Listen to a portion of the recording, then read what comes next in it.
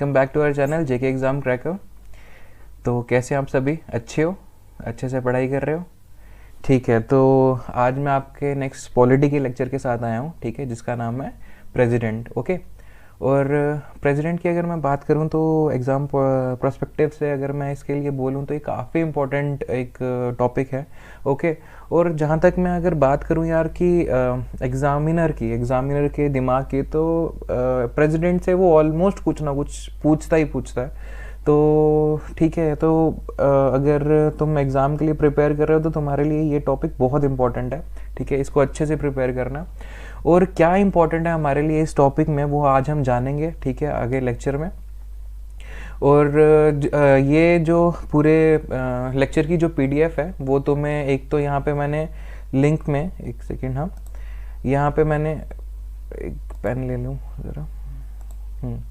तो यहाँ पे मैंने ये एक अपना टेलीग्राम लिंक डाल दिया है। दूसरा, नीचे डिस्क्रिप्शन बॉक्स में आपको हमारा चैनल का भी टेलीग्राम लिंक मिल जाएगा। उस पर जाके आप ये पीडीएफ फाइल को ले सकते हैं और अपने फिर आगे नोट्स बनाने के लिए नोट्स बना सकते हैं। अगर आपको इसका एक हार्ड कॉपी निकालना तो आप हार्ड कॉपी भी निकाल सकते हो, आपकी चॉइस है। ओके, तो प्रेसिडेंट की बात करूं तो प्रेसिडेंट में अगर ज़्यादातर जो क्वेश्चन पूछे जाते हैं तो वो पूछे जाते हैं आर्टिकल्स के ऊपर। आर्टिकल्स रिलेटेड क्वेश्चन होते हैं। इम्पीचमेंट का आर्टिकल पूछा जाता है, प्रेसिडेंट का आर्टिकल पूछा जाता है। उसके बाद मैं अगर बात करूं तो आपका क्वालिफिकेशंस पूछी जाती हैं कि प्रेसिडेंट के बनने के लिए क्या क्वालिफिकेशंस चाहिए। उसके बाद पार्डनिंग पावर्स क्या है प्रेसिडेंट की, वो सब पूछा जाता है। और वीटो पावर्स ये सब चीज़ें, वीटो पावर भी पूछी जाती हैं। तो काफ़ी सारा एक काफ़ी बड़ा टॉपिक है जिसको हम कन्फाइन करेंगे, ठीक है, अपने एग्ज़ाम रिलेटेड जिसको हम कन्फाइन करेंगे कि हमें एग्ज़ाम में कितना चाहिए और हमें कितना उठाना है। अदरवाइज प्रेसिडेंट बोलने में खुद में बहुत बड़ा एक टॉपिक है, ओके, इंडियन पॉलिटी में।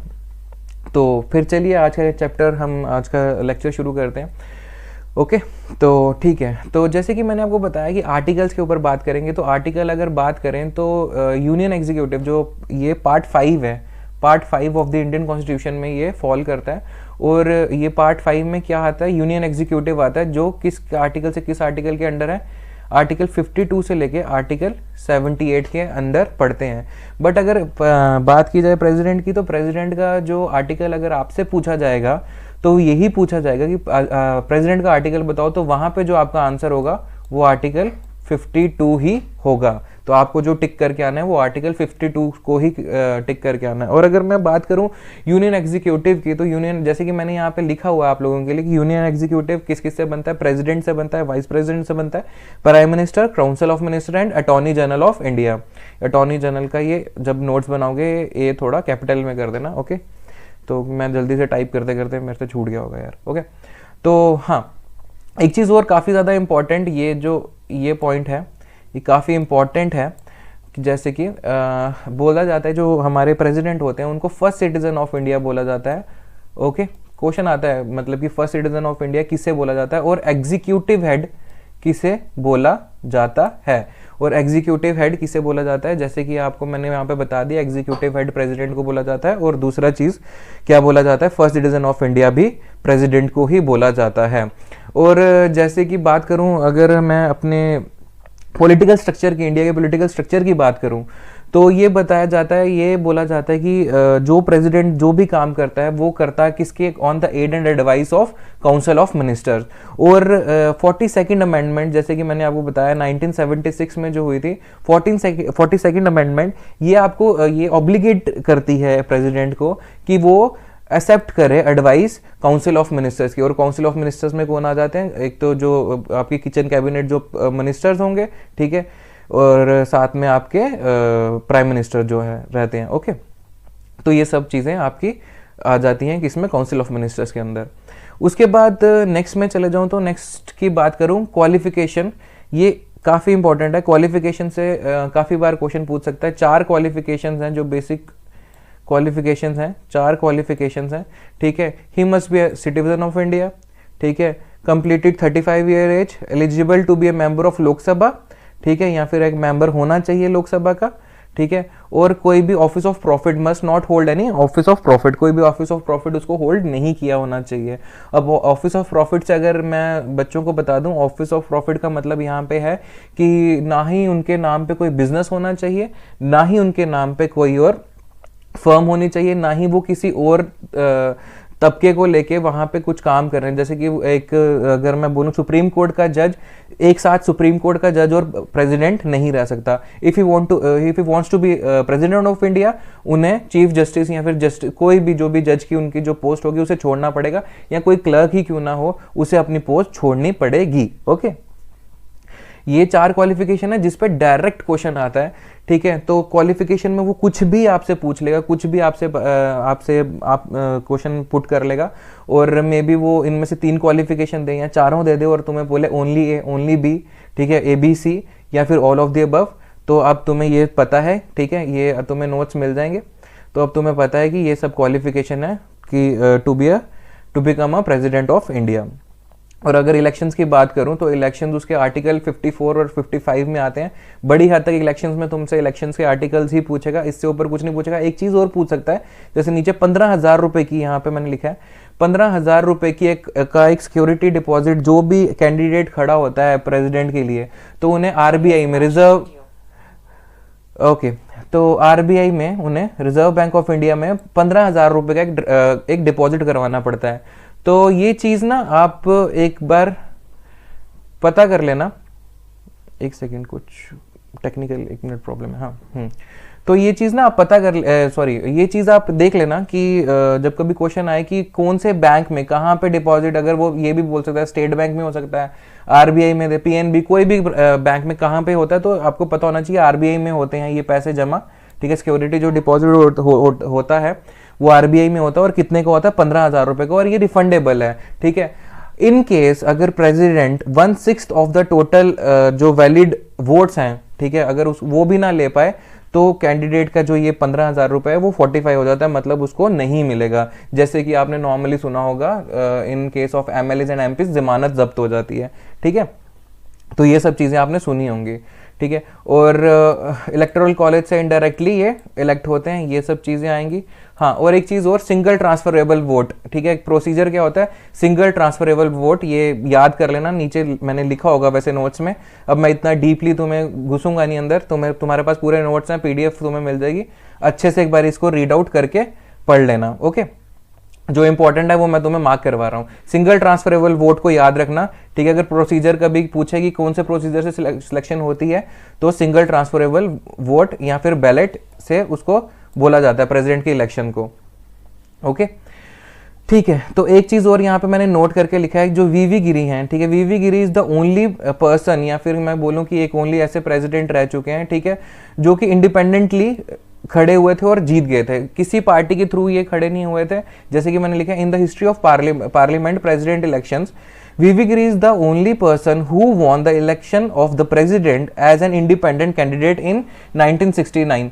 तो डेट इंपॉर्टेंट नहीं रहेगी आपके लिए, नाम इंपॉर्टेंट रहेगा। तो याद रखना VV गिरी एक अकेले ऐसे व्यक्ति थे, ठीक है, जिन्होंने इलेक्शन जीता था प्रेसिडेंट का, जो कि इंडिपेंडेंट कैंडिडेट खड़े थे, जो किसी की पार्टी के थ्रू नहीं खड़े हुए थे। उसके बाद ये नोट में ये भी एक चीज और है, ठीक है, नीलम संजीवा रेड्डी, ओके, नीलम संजीवा रेड्डी, ठीक है, ये अनअपोज्ड, इनके खिलाफ कोई खड़ा ही नहीं हुआ था 1977 में, और ये भी हमारे प्रेसिडेंट रह चुके हैं। उसके बाद बात करूं, एक बहुत ही इंपॉर्टेंट ये पॉइंट है, बहुत बहुत ज्यादा इंपॉर्टेंट पॉइंट है, ये काफी बार क्वेश्चन पूछा जाता है यार, n number of time question पूछा जाता है, ठीक है, मैं यहाँ पे लिख भी देता हूं, इंपॉर्टेंट। ओके, तो इंपॉर्टेंट क्या है, president takes oath in the presence of, या फिर अगर क्वेश्चन आएगा कौन दिलाता है प्रेसिडेंट को, तो वो दिलाता है chief justice of India. And if chief justice of India is not there, if is absence, in his absence, ठीक है, तो जो सीनियर मोस्ट जज होगा सुप्रीम कोर्ट का, वो ओथ दिलाएगा किनको, प्रेसिडेंट को। ओके, तो इसमें हमने काफ़ी कुछ कवर किया है प्रेसिडेंट का। उसके बाद हम टर्म देख लेते हैं प्रेसिडेंट की, और उनके उनके पास क्या क्या उनके परक्यूजिट्स मिलते हैं इसके साथ उनको, ठीक है, एमोल्यूमेंट्स क्या क्या है उनकी। तो 5 साल का टर्म है, जैसे कि मैंने आपको सबको पता है 5 साल का टर्म होता है प्रेसिडेंट का। सिंपल एक सीधा क्वेश्चन है। सैलरी 5 लाख है इस टाइम पे, पहले आई थिंक कुछ 1.5 लाख थी एक, बट अभी जो है वो हमें अभी से मतलब है वो 5 लाख है। और ये जो वीपी है, ये वाइस प्रेसिडेंट की जो सैलरी है वो 4 लाख है, ठीक है। और इतना काफ़ी है, ठीक है। और इसके साथ में इसमें मुझे कुछ लगता नहीं, तुम्हें बताना चाहिए, ठीक है।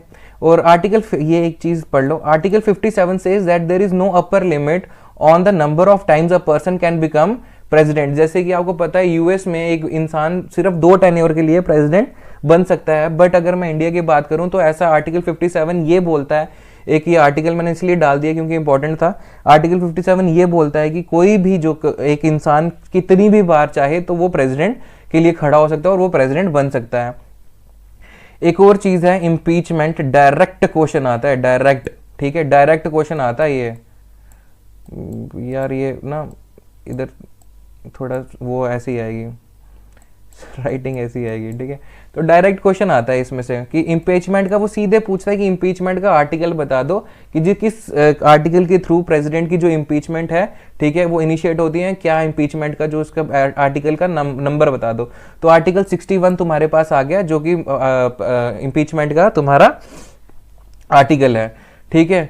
तो एक क्वाजी जुडिशियल प्रोसीजर रहता है ये, इसमें तुम्हारे को कुछ इतना ज़्यादा मतलब मुझे नहीं लगता बताने की ज़रूरत है इसमें, ठीक है। एक 14 दिन का नोटिस दिया जाता है प्रेसिडेंट को, पहले उसको मतलब बताया जाता है कि 14 दिन का नोटिस दे दिया, 14 डेज का नोटिस देना पड़ता है प्रेसिडेंट को कि इनको इम्पीच किया जा रहा है, ठीक है। और जो प्रपोजल है वो तभी इनिशिएट हो सकता है जब वो 1/4 मेंबर से साइन हो जाए। वो जो 1/4 जो साइन होंगे वो किसी भी हाउस में से इनिशिएट कर सकते हैं हम, either house of the parliament, जो मैंने यहाँ पे लिखा भी हुआ है, either house of the parliament. इससे ज़्यादा कुछ तुम्हें इसमें इंपॉर्टेंट तुम्हारे लिए नहीं है पढ़ने वाला। उसके बाद बात करूँ वैकेंसी की, वैकेंसी में कुछ है नहीं है। इन केस अगर हाँ कभी चीफ जस्टिस अगर कभी प्रेसिडेंट बीमार पड़ जाते हैं या फिर इन केस कुछ डेथ हो जाती है या कुछ भी ऐसा हो जाता है, तो अगर वो नहीं है तो उनकी जगह वाइस प्रेसिडेंट उनका चार्ज ले सकते हैं। अगर वाइस प्रेसिडेंट भी नहीं है तो चीफ जस्टिस हैं, अगर चीफ जस्टिस भी नहीं है तो सुप्रीम कोर्ट का जो सीनियर मोस्ट जज होगा वो चार्ज ले लेगा। और अगर सपोज ऐसा कभी कुछ होता है तो जो इलेक्शंस होते हैं वो 6 महीने के अंदर अंदर नेक्स्ट इलेक्शंस को हमें करवाना पड़ता है गवर्नमेंट को। नेक्स्ट जो प्रेसिडेंट के जो इलेक्शंस होंगे उनको 6 महीने के अंदर अंदर वो कंडक्ट करवाने ही पड़ेंगे, ओके। तो जैसे कि मैंने यहाँ पे एक नोट और लिखा है, जैसे बोलता है only once in the history of India justice M Hidayatullah chief justice of supreme court discharge the duties of president in 1969, ठीक है। 1969 में इनको डिस्चार्ज करनी पड़ी थी अपनी ड्यूटीज, ठीक है। तो ये कौन थे? जस्टिस थे हिदायतुल्लाह खान, ओके। तो ये एक ऐसा ये एक हुआ था 1969 में, एक नोट है, इसको नोट कर लेना, ओके। उसके बाद हाँ पावर्स ऑफ प्रेसिडेंट, पावर्स की बात करूँ प्रेसिडेंट की, तो प्रेसिडेंट के पास कुछ सर्टन पावर्स होती है, कुछ सर्टन पावर्स वो एंजॉय करता है, जिसके में ये सब पावर्स जो हैं प्रेसिडेंट की हैं। एग्जीक्यूटिव पावर आ जाती है उसमें, लेजिस्लेटिव पावर आ जाती है उसमें, इमरजेंसी की पावर आ जाती है उसमें, फाइनेंशियल पावर आ जाती है, जुडिशियल पावर आ जाती है, डिप्लोमेटिक पावर आ जाती है और मिलिट्री पावर, इन सब ये सब चीज़ें उसमें फॉल करती हैं। और इनको हम अलग से थोड़ा सा नीचे पढ़ते हैं। एग्जीक्यूटिव पावर की बात करूं तो एग्जीक्यूटिव पावर में वो बोलता है जितने भी मतलब जो भी गवर्नमेंट के थ्रू एक्शंस होते हैं ना, वो सारे के सारे किसके नाम पे होते हैं? वो सारे के सारे प्रेसिडेंट के नाम के ऊपर किए जाते हैं। इसमें तुम्हें कुछ भी नहीं है, इसमें ये सब एक बारी रीड आउट कर लेना कि किस किस को अपॉइंट करता है, प्राइम मिनिस्टर को, ठीक है, चेयरमैन ऑफ यूपीएससी, मिनिस्टर्स को, सबको कौन करता है? कंट्रोलर एंड ऑडिटर, कैग बोलते हैं जिसको, controller and auditor general of India, ठीक है, उसको, चीफ इलेक्शन कमिश्नर को, इन सबको जो है वो कौन अपॉइंट करता है? वो प्रेसिडेंट ही अपॉइंट करता है ही। और एडमिनिस्टर करता है जितनी भी यूटीज होती हैं, ठीक है, डायरेक्टली थ्रू लेफ्टिनेंट गवर्नर या फिर जो वहाँ पे कमिश्नर होगा उनके थ्रू, ओके।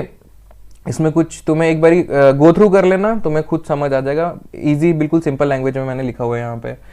उसके बाद लेजिस्लेटिव पावर्स की बात करूँ, लेजिस्लेटिव पावर में बात करें तो अगर बात करें जो एक प्रेसिडेंट है, can summon and prorogue the session of, ये ओ डबल एफ हो गया मेरे से, ऑफ एक ही है, सिंगल है, of the two houses and can dissolve Lok Sabha. तो अगर लोकसभा को डिसॉल्व करने की पावर किसी के पास है तो वो किसके पास है, वो पावर है प्रेसिडेंट के पास। तो ये एक इंपॉर्टेंट पॉइंट था इसमें, ठीक है। और नॉमिनेट कर सकता है 12 मेंबर्स टू राज्यसभा, और लोकसभा में आई थिंक 2 मेंबर्स, ये जो प्रेसिडेंट है हमारे इंडिया के, वो 2 मेंबर्स वहाँ पे भी ये नॉमिनेट कर सकते हैं। और उसके बाद पहला जो सेशन होता है आफ्टर इलेक्शन, जनरल इलेक्शंस के बाद जो सबसे पहला जो सेशन होता है वो भी प्रेसिडेंट ही उसको एड्रेस करते हैं। उसके बाद हाँ, ऑर्डिनेंस भी, अगर कोई भी लॉ, अगर सपोज हमारी जो पार्लियामेंट है वो इस टाइम पे सत्र में नहीं है, या समझ लो वर्किंग नहीं है, अगर मैं बात करूं तो, ठीक है, तो अगर कोई लॉ लाना बहुत इंपॉर्टेंट है तो वो लॉ अगर लाना पड़े तो वो ऑर्डिनेंस के थ्रू लाना पड़ता है, ठीक है, जिसका आर्टिकल है 1, 2, 3। ऑर्डिनेंस का आर्टिकल हमेशा याद रखना 1, 2, 3। तो जो ऑर्डिनेंस का आर्टिकल होगा 1, 2, 3, ठीक है, वो कौन लाएगा, जो ऑर्डिनेंस किसके थ्रू लाया जाता है, वो लाया जाता है प्रेसिडेंट के थ्रू। और ये जो ऑर्डिनेंस, कोई भी ऑर्डिनेंस कभी भी पास होगा तो वो वैलिड होगा 6 महीने के लिए मैक्सिमम। और जब जब असेंबली वापस से लगेगी, पार्लियामेंट वापस से, असेंबली वापस से पावर में आती है, या फिर सत्र वापस से जब चलता है, तो क्या होता है, 6 हफ्ते के अंदर अंदर उस जो ऑर्डिनेंस को लॉ बनाना पड़ता है। अगर वो ऐसा ना हो तो वो क्वैश हो जाता है, वो नल वॉइड के लिए हम उसको कंसीडर करेंगे। ओके और अगर कोई भी बिल, अगर प्रेसिडेंट के पास, a bill is sent to the president after it has been passed by the parliament. अच्छा, ये एक अलग चीज़ है, ओके, ये एक अलग चीज़ है। व्हेन अ बिल, अगर ये बिल्स की बात करूं, ठीक है, तो अगर कोई भी बिल अगर प्रेसिडेंट के पास भेजा जाता है, ठीक है, जबकि वो पास होता है किससे, अपना पार्लियामेंट के थ्रू पास होता है, तो या तो वो उनको अपनी असेंट दे सकता है, या तो वो विदहोल्ड कर सकता है, या तो वो रिटर्न कर सकता है उस बिल को फॉर रिकंसिडरेशन, ठीक है। अगर तो असेंट दे दिया फिर तो वो पास है, विदहोल्ड कर दिया तो ये समझ लो एक ऐसा टाइम पीरियड है जिसके कोई डेफिनेशन ही नहीं है, ये मतलब एन नंबर ऑफ टाइम के लिए अपने पास रख सकता है, कोई इसमें मतलब एक वो नहीं है कि ये समझ लो अपनी जेब में डाल लिया फिर उसके वापस नहीं गया तो वो वहाँ का वहाँ ही रह गया, ठीक है। और अगर बाय चांस अगर प्रेसिडेंट ने रिकंसिडरेशन के लिए उस बिल को वापस भेजा तो फिर वो ऑब्लिगेटरी हो जाता है प्रेसिडेंट के लिए, फिर वो ऑब्लिगेटरी हो जाता है प्रेसिडेंट के लिए कि उसको पास करे ही करे। बेशक जो मैं कह रहा हूँ पार्लियामेंट क्या करे, उसको उसके अंदर कोई भी ना चेंजेस लाए। अगर सपोज कोई एक ऐसा बिल जाता है प्रेसिडेंट के पास जिसमें उसको लगता है कि नहीं यार ये सब चीज़ें इसमें कुछ ऐड ऑन होनी चाहिए, वो और अपनी रिकमेंडेशंस दे देता है वहाँ पे और बोलता है कि इसको रिकमेंड करो वापस से इस बिल के अंदर, इसे पास करने से पहले। और जब वो वापस से अगर हाउसेस में जाएगा, सपोज लोकसभा में जाते हैं, राज्यसभा में जाता है, अगर वो चाहें तो वो उनकी रिकमेंडेशन को मानेंगे, वो ना चाहें और वो एज इट इज़ वापस अगर भेज दें तो फिर ऑब्लिगेटरी हो जाता है प्रेसिडेंट के लिए कि उसको वो पास करना है, उनको वो पास करना ही पड़ता है। फिर उसके बाद आ जाती है वीटो पावर्स। वीटो पावर्स की बात करो तो 4 तरह की वीटो होती है, जिसमें से हमारे जो प्रेसिडेंट, जो हमारे यहाँ पे प्रेसिडेंट है, इनके पास 3 ही हैं, एब्सोल्यूट वीटो, क्वालिफाइड वीटो और पॉकेट वीटो। क्वेश्चन आता है कि कौन सी ऐसी वीटो है जो इंडिया के प्रेसिडेंट, जो यहाँ इंडियन प्रेसिडेंट है वो इंजॉय नहीं करते हैं, तो इसको याद रखना, सस्पेंसिव वीटो इंजॉय नहीं की जाती थ्रू या फिर बाय प्रेसिडेंट ऑफ इंडिया, ठीक है। और एब्सोल्यूट वीटो की अगर बात करूं, एब्सोल्यूट वीटो क्या बोलता है, with holding the ascent of the bill. जैसे कि मैंने बोला कि विद होल्ड कर लिया, अपने पास ही रख लिया, ठीक है। Qualified veto, return a bill for reconsideration, ठीक है, यहाँ पे 2 कर लेना, टू द पार्लियामेंट, ऑफ भी ठीक है बट 2 मेरे को ज्यादा सही लग रहा है, ठीक है, टू द पार्लियामेंट। और उसके बाद पॉकेट वीटो, ठीक है, taking any action for any indefinite time, कोई भी एक ऐसा एक्शन, सपोज कि विद होल्ड करना या फिर कोई भी एक ऐसा एक्शन ले लेना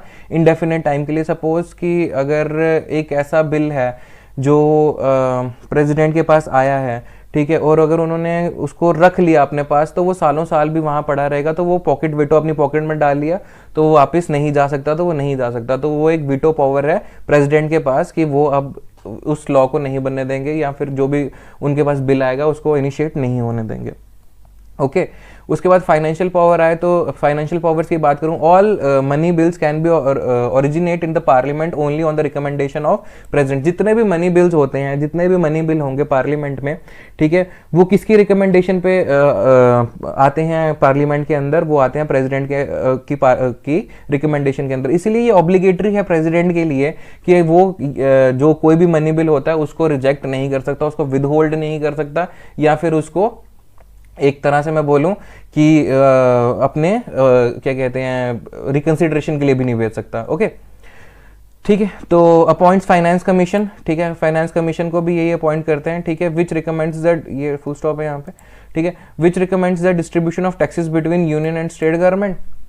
ये कमिश्नर है, फाइनेंस कमिश्नर होगा, ठीक है, फाइनेंस कमिश्नर को भी यही अपॉइंट करते हैं। उसके बाद जुडिशियल पावर की बात करो, जुडिशियल पावर में जैसे आपको पता है इनके पास कुछ जुडिशियल पावर्स भी रहती हैं, ठीक है, जैसे कि अगर जुडिशियल पावर की चीफ जस्टिस को और जजेस को सुप्रीम कोर्ट के यहीं अपॉइंट करते हैं, ठीक है, और इनके पास कुछ पावर जैसे पार्डन की, रिप्राइव की, रिस्पाइट की,